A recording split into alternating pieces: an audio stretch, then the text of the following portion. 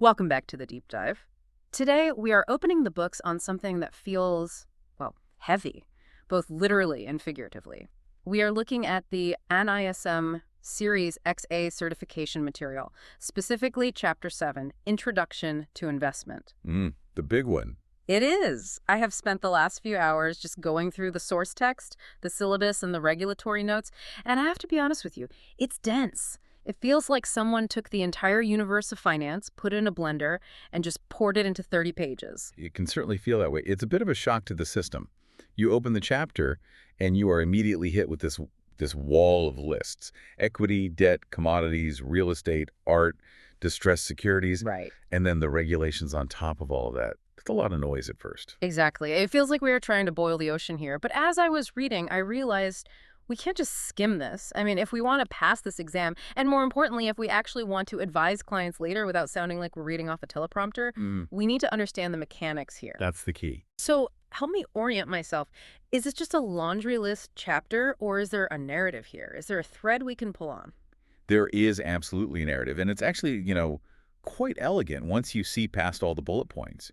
Think of Chapter 7 as the periodic table of finance. Okay, I like that. The periodic table. Right. You can't possibly do chemistry if you don't know the difference between hydrogen and lead. You just can't. Yeah. Similarly, you can't build a portfolio or manage risk, which is what the rest of this certification is really about, if you don't understand the fundamental DNA of these asset classes. So this is the foundation for everything that comes next. Everything. So our mission today is to decode that table. We are going to go element by element. We'll start with the basics, the plain vanilla equity and fixed income, but we aren't just going to define them. We need to understand why they behave the way they do. Then we'll get into the more exotic stuff, distressed securities, art, structured products. And finally, and this is crucial, we have to talk about the how. How do you actually buy this stuff? Yeah. The RIAs, the PMS, the AIFs, the channels themselves. And for you listening, if you are preparing for the exam, this is an active session. I really mean it. Do not treat this like background noise. There are specific numbers, hard regulatory limits that we are going to cover today. Crucial numbers. When we hit those, you need to be ready to flag them. Those are the easy marks on the test, and you really don't want to miss them because you were zoning out. Absolutely. Grab your mental highlighter. Or a real one. Let's get started. Let's start at the very top. Section 7.1. The text begins with this very broad classification: financial investments versus non-financial investments. Now, to a layperson, an investment is an investment. Why does the NISM curriculum draw this hard line right at the beginning? It's a fundamental distinction. It's about the nature of the asset itself. Non-financial investments are physical. They are tangible. You can, kick them, hold them, or live in them. Real stuff. Exactly. Real estate, gold bars, a bag of wheat, a painting. These are real assets in the physical sense. Yeah. You have direct ownership of an object. Okay, so that's straightforward enough. And financial investments? Financial investments are abstractions. They're ideas, really. They are contracts. When you buy a financial instrument, you aren't buying an object. You are buying a claim. And this is the most important phrase in the section. A claim on future cash flows. A claim on future cash flows. Okay, let's ground that. If I buy a flat in Indiranagar in Bangalore to rent out, that's non-financial. I own the bricks, the mortar. Correct. You own the physical structure. The rent you get is a direct result of owning that physical thing. Yeah. But let's say instead you buy shares of Godrej Properties or DLF on the stock exchange. That is a financial investment. You don't own the cranes, you don't own the cement, and you definitely don't own the specific buildings they are constructing. Right. What you own is a piece of paper, or I guess a digital entry, that represents a claim on the profits that company generates from selling all of those buildings. It's one step removed from the physical asset. That's a crucial distinction. One is the asset itself. The other is a derivative of the asset's economic performance.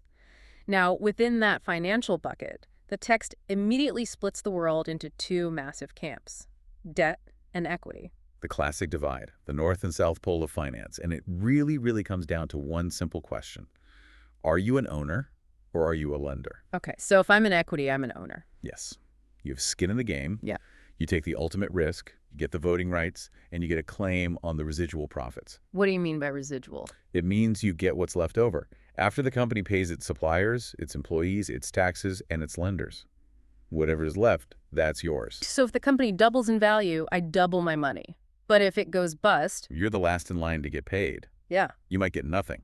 That's the risk of ownership. And if I'm in debt? You are a lender. It's a completely different mindset. You don't really care if the company becomes the next Google. You just want your interest payments on time and your principal back at the end of the loan period. Yeah. You have no ownership, just a contractual right to get paid first. First in line. First in line. Much safer, but your upside is capped. You'll never get more than your promised interest. Okay. The text also throws out a few other classifications here that we should probably clarify before we move on. Public versus private markets. This seems straightforward. BSE is public. My friend's startup is private. Is that all there is to it? That's the gist of it, yes. But the key difference for the exam isn't just the venue. It's the attributes of those markets. Public markets like the BSE or NSE are liquid, they're transparent, and they are highly regulated by SEBI. You know the price of Reliance Industries every single second of the trading day? And private markets. The opposite on all counts. Think of angel investing or private equity. They are opaque.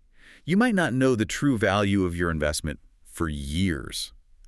And they are profoundly illiquid. You can't just hit a sell button on an app and get your money back in 2 days. You might be stuck for 5, 7, even 10 years. Right. There's no ready buyer. Exactly. You have to find one. And the last classification in this section is the maturity profile. Capital market versus money market. I always find this terminology a bit confusing. Money market sounds like where you go to buy currency. It does, doesn't it? It's a bit of a misnomer, but it's actually all about time horizons. It's simple once you get it. The capital market is for long-term capital formation. Meaning Meaning this is where companies go when they need money to build a factory that will last 20 years or fund research that will pay off in a decade. So long-term instruments like equity, which has an infinite life, and long-term bonds live here. Okay, so capital market equals long-term. And the money market. That is purely for short-term liquidity management. We are talking about securities with an original maturity of less than 1 year. It's where banks and large institutions park their cash overnight or for a few months to earn a little interest safely. So if I have to explain this to a 5-year-old, or maybe just myself. The capital market is your fixed deposit or your PPF money you're locking away for growth for the long haul. The money market is your savings account. It's just there to be safe and accessible for your near-term needs. Perfect. Less than 1 year is money market. More than 1 year is capital market. I think we've cleared the decks on the basics. Let's move to the heavyweight champion of the investment world, Section 7.2, equity. The star of the show, the engine of wealth creation. The text defines equity as ownership, which we've established, and that implies two things, profit sharing and voting. But let's look at the returns. We usually just think of stocks go up, but the text is very specific about the two components of return. It is, and it's an important breakdown. You have dividends on one hand and capital appreciation on the other. Let's take them one by one. Dividends. Dividends are the cash flow. It's the company literally sharing its profits with you, the owner, today. A check in the mail, or more likely, a credit to your bank account.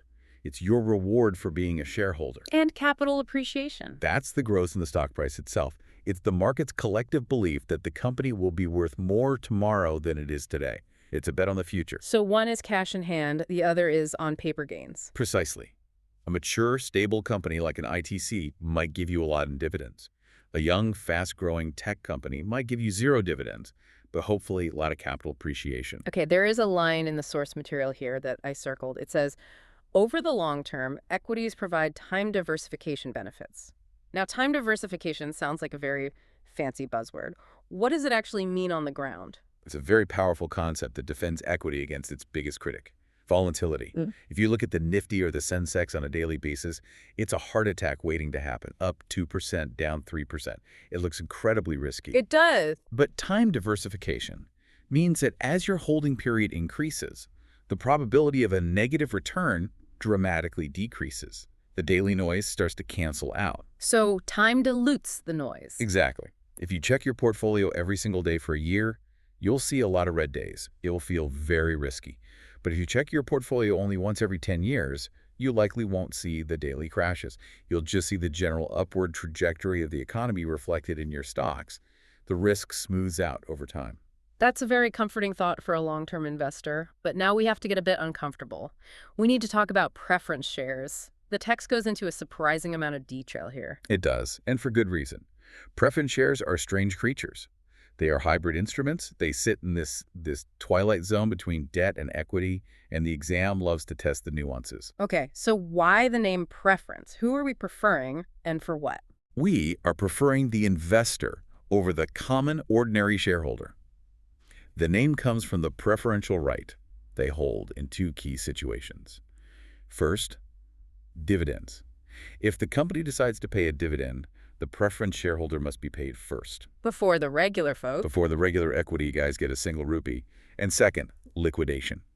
If the company goes bankrupt and sells off all its assets, the preference shareholder gets their capital back before the equity holders. So it's a safer position in the capital structure. Much safer. But there's a trade-off, isn't there? The catch is, they usually don't get any voting rights. Ah. Correct. Yeah. You are trading your voice, your say, in the company for higher security of payment. Okay, listener, this is where you need to pick up that pen. We have a matching exercise to do. The exam absolutely loves to confuse these terms. We have 3 pairs of preference share types. First up, cumulative versus non-cumulative. This is all about risk protection for the investor. Imagine the company has a terrible year in 2024. Profits are down. They can't afford to pay any dividends. Okay. If you hold a cumulative preference share, that unpaid dividend for 2024 isn't lost forever. It accumulates. It goes into a little IOU bucket called arrears. Then in 2025, if the company's back on its feet, it has to pay you the 2024 money and the 2025 money before it can even think about paying the regular shareholders. So you get paid back for the missed year and non-cumulative. If you hold a non-cumulative share, and they skip a dividend in 2024, it's gone. Poof, vanished. You can't claim it later. It was a bad year. Tough luck. So clearly, cumulative is the safer bet for the investor. Much better protection. Without a doubt. Okay, next pair. Participating versus non-participating. This one sounds like it has some upside potential. It does. The vast majority of preference shares are non-participating. That means if your fixed dividend coupon is, say, 8%, you get 8%. Full stop. Even if the company makes $1 billion in profit and gives a massive dividend to common shareholders, you get your 8%. You don't participate in the surplus windfall. But a participating share. Now that's the golden ticket. You get your fixed 8%, plus you get an additional share of the surplus profits if the company knocks it out of the park.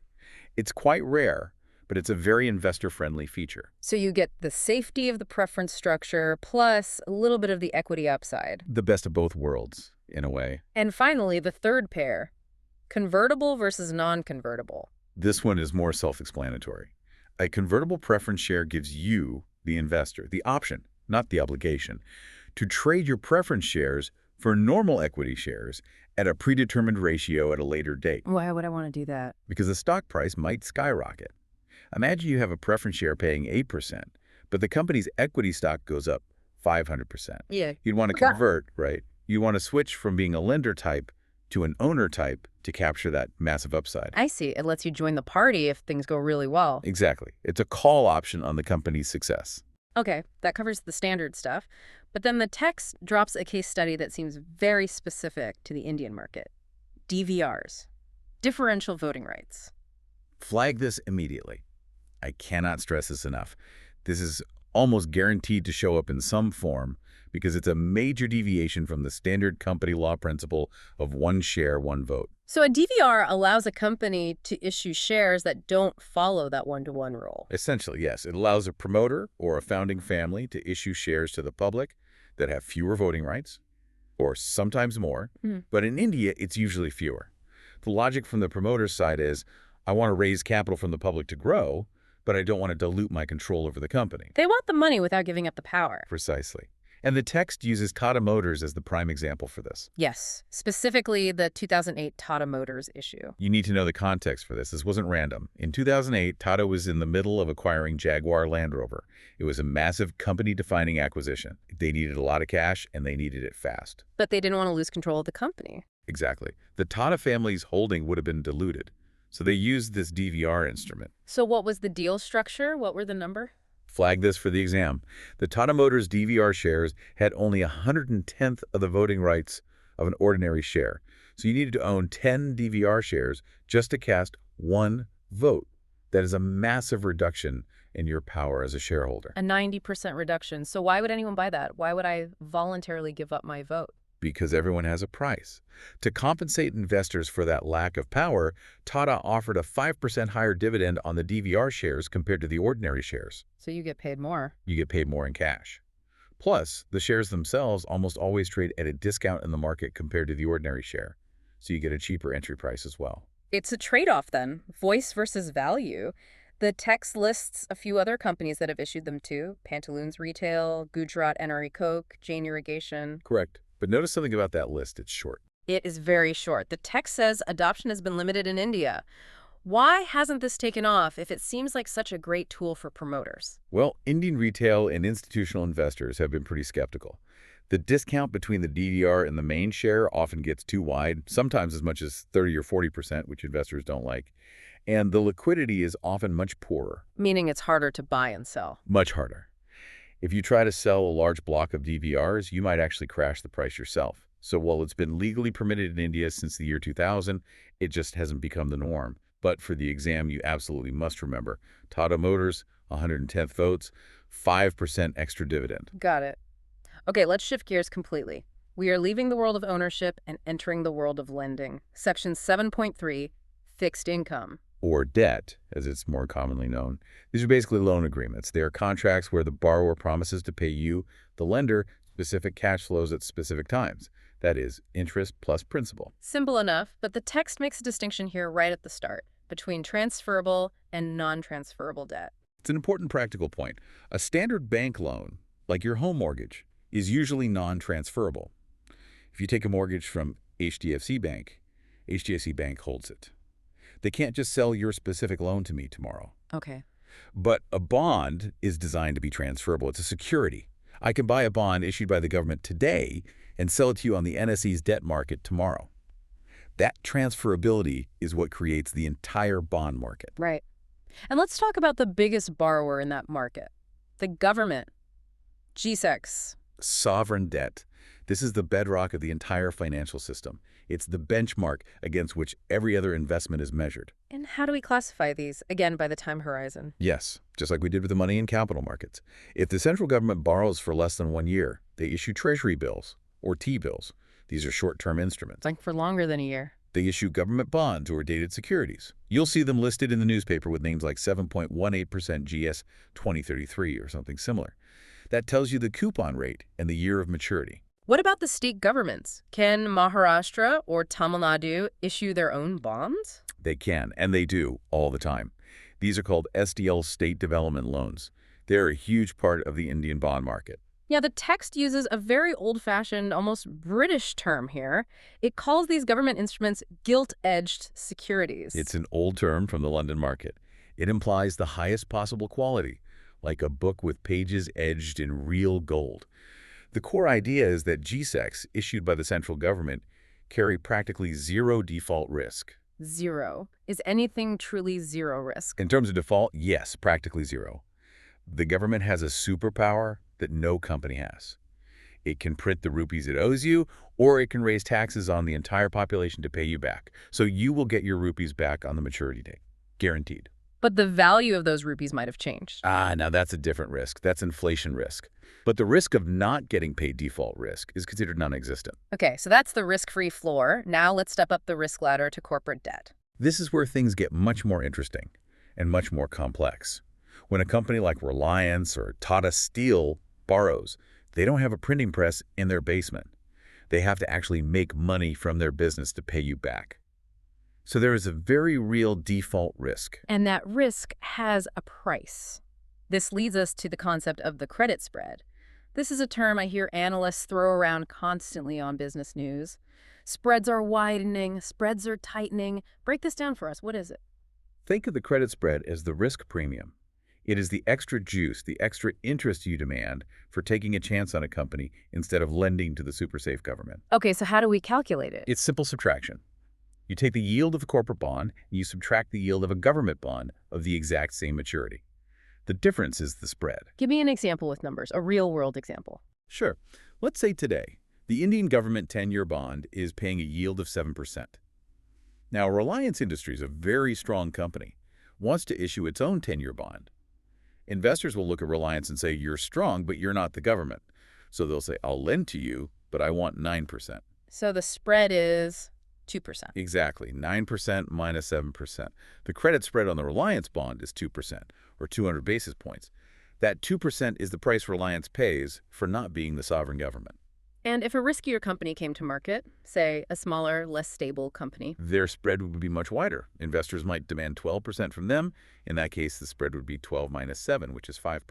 So a wider spread means higher perceived risk. so if I hear on the news that credit spreads in the economy are widening, it means the market as a whole is getting more scared about companies defaulting. That is precisely what it means. Widening spreads are a classic sign of economic fear. Tightening spreads mean investors are confident. Now, how do we, as investors, know who is a Reliance and who is the struggling airline? We can't all be professional credit analysts. That's where credit rating agencies come in, right? Exactly. They do the homework for us. And you have to flag this section. You absolutely need to be able to visualize Table 7.1 from the text. The exam loves to test this hierarchy of ratings. Okay, walk us through the alphabet soup, from top to bottom. It starts at the very top with AAA. The textbook definition is highest safety. This is the best of the best.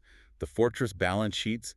Think of the most stable, cash-rich companies. Then what's next? We go down to AA, AA, which is defined as high safety, still extremely strong.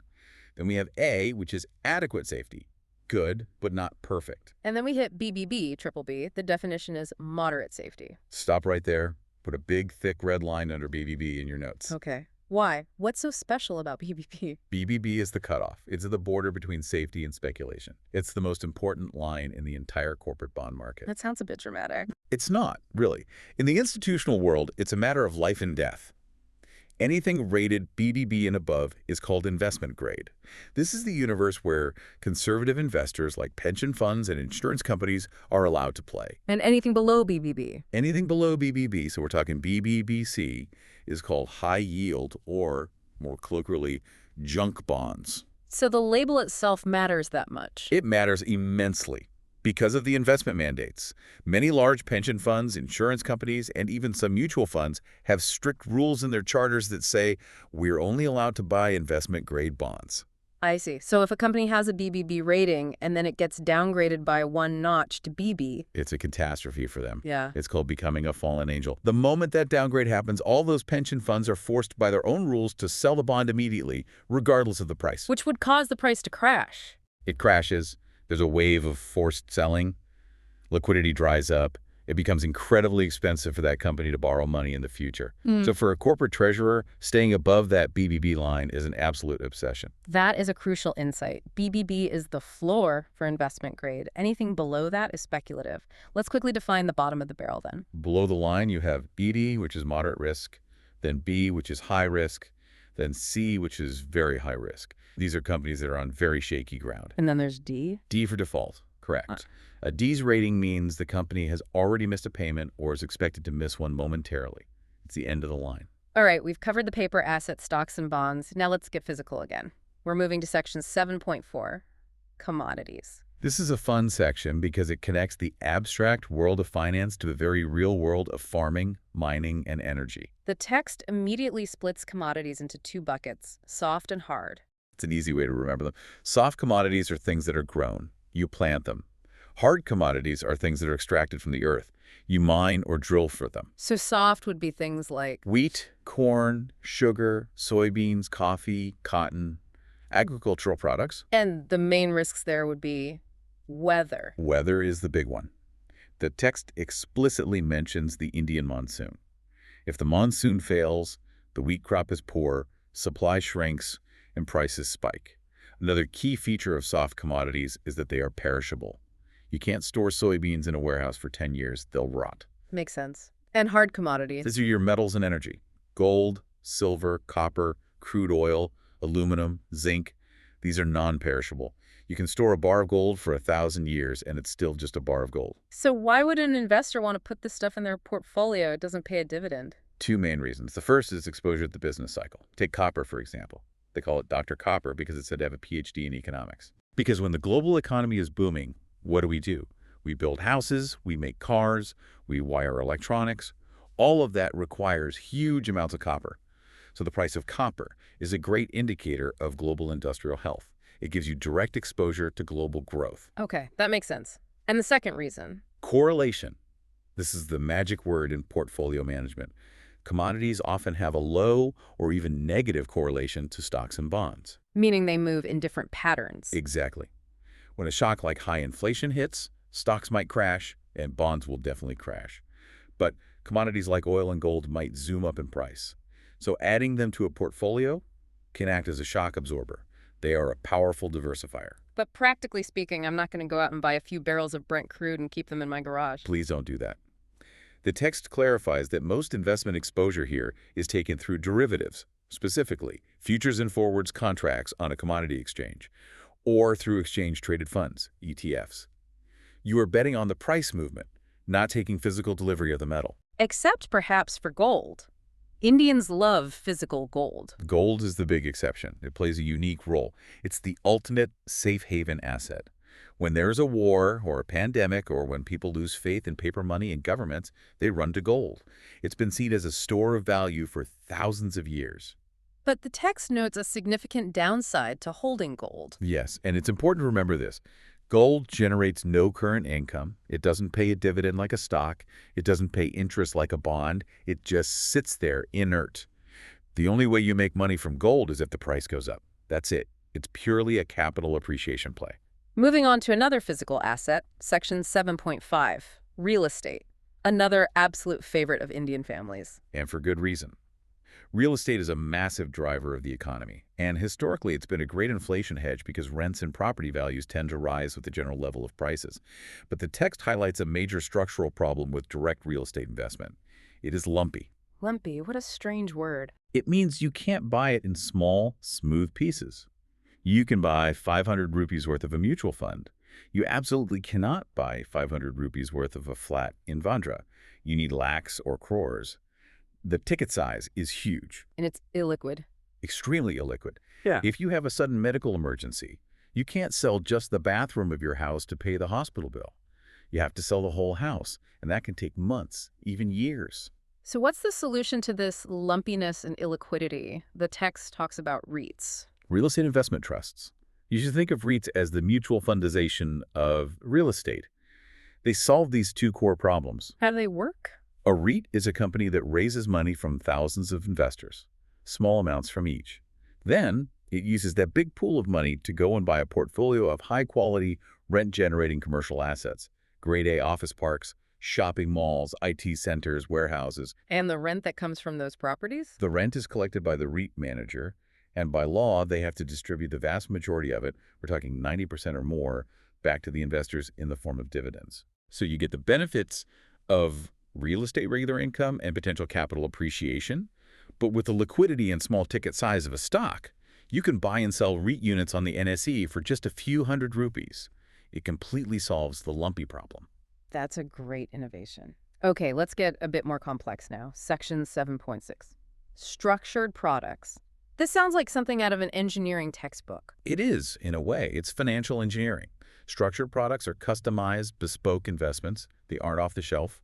They take a traditional security, like a simple bond, and then they use derivatives to glue on a special feature, creating a very specific payoff profile for an investor. The text mentions MLD's market-linked debentures as a common example. Can you walk me through a simple scenario of how one would work? Of course. Imagine you have a very conservative investor. They want to invest in the stock market because they want higher returns than a fixed deposit, but they are terrified of losing their principal if the market crashes. A structured product can solve this dilemma. An issuer, say a large NBFC, creates a market-linked debenture. It's a bond, but the interest isn't fixed. Instead, the interest you receive depends on the performance of, say, the Nifty 50 index. The deal might be something like this. Invest for 3 years. If the Nifty is up by any amount at the end of 3 years, we will pay you a one-time interest of, say, 30%. If the Nifty is down, we will pay you 0% interest, but we will return 100% of your original principal. So it's capital protection. You can't lose your initial investment. Exactly. They can be structured to protect 100% of your capital, or 90% or 80% depending on your risk appetite. You get to participate in the market's upside, but you limit your downside risk. The trade-off is that you usually have to cap your upside as well. It's a bespoke suit tailored for your money. Okay, that's clear. Now for something even more niche. Section 7.7, distressed securities. The text calls these fallen angels too, but in a very different context from the bond rating one. These are companies that have already fallen off the cliff and hit the ground. We are talking about the securities, both the bonds and the stocks, of firms that are in bankruptcy proceedings or are in severe financial distress. Their bonds might be trading at 20 cents on the dollar or 10 rupees on the 100. It sounds incredibly risky. Why would anyone touch that? Because of the potential for massive asymmetric returns. If you are an expert and you buy a company's bond at 20 cents, and through the bankruptcy process you manage to recover even 40 cents, you have just made a 100% return. That's a huge return. It's massive. But if the company is liquidated and there's nothing left for bondholders, you go from 20 cents to zero. This is not for retail investors. This requires deep legal knowledge and forensic accounting skills. It's the exclusive playground of hedge funds and specialized institutional investors, sometimes called vulture funds. Right. Okay. Last of the asset classes, section 7.8. Other investment opportunities. First up, we're looking at art and collectibles. Yes, things like paintings, sculptures, vintage cars, rare stamps. The text is very clear on the characteristics here. High ticket size, extremely illiquid, and a totally unregulated market. Unregulated. Completely. If you buy a stock and there's fraud, SEBI is there to investigate. If you buy a fake M.F. Hussein painting, well, good luck to you. The text highlights a key economic concept here that's very relevant: information asymmetry. Which means the seller knows more than the buyer. Almost always. The gallery owner or the antique dealer knows the provenance, the condition, the real market value far better than the average buyer does. In the stock market, we have insider trading laws to try and prevent that kind of information advantage. In the art market, that's just business as usual. That's a scary thought. But there is one absolute gem in this section that we need to highlight for the exam: international investing. Yes. This is a very important and testable point, specifically the LRS. The liberalized remittance scheme. What is the magic number here? $250,000. 250,000 US dollars. Flag this for the exam. So $250,000, what is that the limit for? That is the maximum amount a resident Indian individual can send abroad in a single financial year, from April 1st to March 31st. And what can they do with that money? Almost anything. They could use it to buy U.S. stocks like Apple or Tesla, to buy a house in London, to pay for education abroad, or just to keep it in a foreign currency bank account. And that limit resets every April 1st. Every April 1st, it resets back to zero. It's an incredibly powerful tool for geographical and currency diversification that many Indian investors don't even know they have. Okay, fantastic. So we have covered the what? We have decoded the entire periodic table of assets. Now we absolutely need to cover the how, section 7.9, channels for making investments. This is the practical side. Now that you know about all these things, how do you actually go about buying them? The text lists three main channels. The first one is direct investment. That's the DIY route, the do-it-yourself path. You open a trading and demat account with a broker like Zerodo or Upstocks. You do your own research. You make the decisions. You push the buy and sell buttons. You succeed or fail entirely on your own. Okay. The second channel is using an RIA. Registered Investment Advisor. Now, this is a very specific legal term in India, and you should pay close attention. You cannot just call yourself an investment advisor because you feel like it. You need to be licensed by the regulator under the SEBI regulation of 2013. What makes an RIA so different from, say, a bank relationship manager or a mutual fund distributor who also gives advice? Two massive game-changing things. First, the revenue model. RIAs are legally required to be fee-based. They charge you, the client, a transparent fee for their advice. They are strictly prohibited from taking any commissions or kickbacks from product manufacturers. So if they recommend a mutual fund, they can't get paid by that mutual fund company? Not a single rupee. This is designed to remove the conflict of interest and align their incentives completely with yours. And the second thing? Fiduciary duty. This is a legal standard. An RIA is legally obligated to act in your best interest at all times. It's a much higher standard of care than the normal standard of suitability. They have to be able to prove that the advice they gave was the absolute best thing for you, not just something that was okay or suitable. That's a really big shift. Okay, so that's the advisory route. The third channel is managed portfolios. This is where you hand over the keys to the car. You pool your money with other investors and let a professional manager drive the portfolio for you. The text compares three main vehicles here: mutual funds, PMS, and AIFs. And reading this, it seems there's a clear hierarchy here based on wealth. Correct. You can think of it as a ladder. Each rung is for a different type of investor. So at the bottom, or maybe the foundation of the ladder, is the mutual fund? Exactly. The target audience for mutual funds is everyone. The retail investor, the Aam Admi. Because they manage the public's money, the regulation from SEBI is extremely tight. They watch mutual funds like a hawk. And the entry barrier is tiny. You can start a Second P with just 500 rupees. Then we step up the ladder to PMS and AIFs. These are not for everyone. These target HNI's high net worth individuals and institutions. The regulation here is described in the text as light touch. Why light touch? Shouldn't rich people get more protection, not less? The regulator's logic is that if you have enough money to even consider these products, you are likely a sophisticated investor who understands the risks involved. You don't need the government to hold your hand and protect you from complex strategies. These are often called the rich man's mutual fund. And to prove you are rich and sophisticated enough to enter, there are minimum ticket sizes. Expert, these are the final exam flags of the episode. We absolutely need these numbers. Write these down. Memorize them. For a PMS, Portfolio Management Service, the minimum investment mandated by SEBI is Rs 50 lakhs. 50 lakhs. And for an AIF, an alternative investment fund, the minimum ticket size is Rs 1 crore. 1 crore. So just to be crystal clear, if I have 49 lakhs, I cannot legally invest in a PMS. Legally, no. The portfolio manager cannot accept your money. You are stuck with mutual funds until you cross that 50 lakh threshold. That's a very sharp cutoff. So 50 lakhs for PMS, 1 crore for AIF. Correct. And remember, AIFs themselves are a huge category, broken down further into categories 4 and 3, which cover everything from venture capital funds to real estate funds to complex hedge funds. But that 1 crore check is the entry ticket to all of them. We have covered a massive amount of ground today. I mean, we started with the basic definition of a financial claim, went through the detailed math of preference shares and credit spreads. We looked at the volatility of wheat and copper, and we've ended with the hard regulatory limits for the ultra-wealthy. It is a lot. But step back for a second. Do you see the narrative now? The thread? I do, I think. That's all about the trade-off, isn't it? Every single asset class we discussed is just a different packaging of risk and return. Precisely. That's the entire story of finance in one sentence. In equity, you trade safety for a shot at high growth. In debt, you trade that growth for the certainty of getting paid. In commodities, you trade current income for diversification against inflation. And in distressed securities, you trade your sanity for a lottery ticket. Well put. If you can just keep that framework in your mind, what am I giving up and what am I getting in return? Then these long lists in the chapter aren't just lists anymore. They become a menu of options, a toolkit for solving real-world client problems. That's a great way to think about it. Before we sign off, give us the final cheat sheet. If a listener is walking into the exam hall in the next 10 minutes, what are the 3 things that absolutely must be in their head from Chapter 7? Okay, rapid fire. Number 1, the credit rating scale. You must remember that BBB is the line in the sand between investment grade and junk. That distinction is everything. Got it. BB. Number 2, the Tata Motors DVR case study, the 2008 issue. 110th voting rights in exchange for a 5% higher dividend. They love that specific example. Okay, Tata, DVR. And number 3? Number 3, the minimums. PMS is 50 lakhs.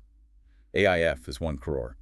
And the LRS for investing abroad is $250,000. Those 3 numbers are pure memory points and easy marks. Boom! There it is, the cheat sheet. And maybe one final thought to chew on as you study. We spent this whole session talking about these categories, equity, debt, real estate, as if they are in distinct, separate boxes. But the really interesting part of finance today is how all those lines are blurring. How so? Structured products, hybrid securities like convertibles, REITs, they are all about mixing ingredients from different boxes. The future of investment isn't about should I buy a stock or a bond. It's about how can I use all these building blocks to engineer a specific cash flow that meets this client's specific need. True, but you can't be the master chef if you don't know your basic ingredients first. You've got it. That's what this chapter is all about. Thanks for this deep dive. This was incredibly helpful. For everyone listening, take a break, grab a coffee. You've definitely earned it. Happy learning.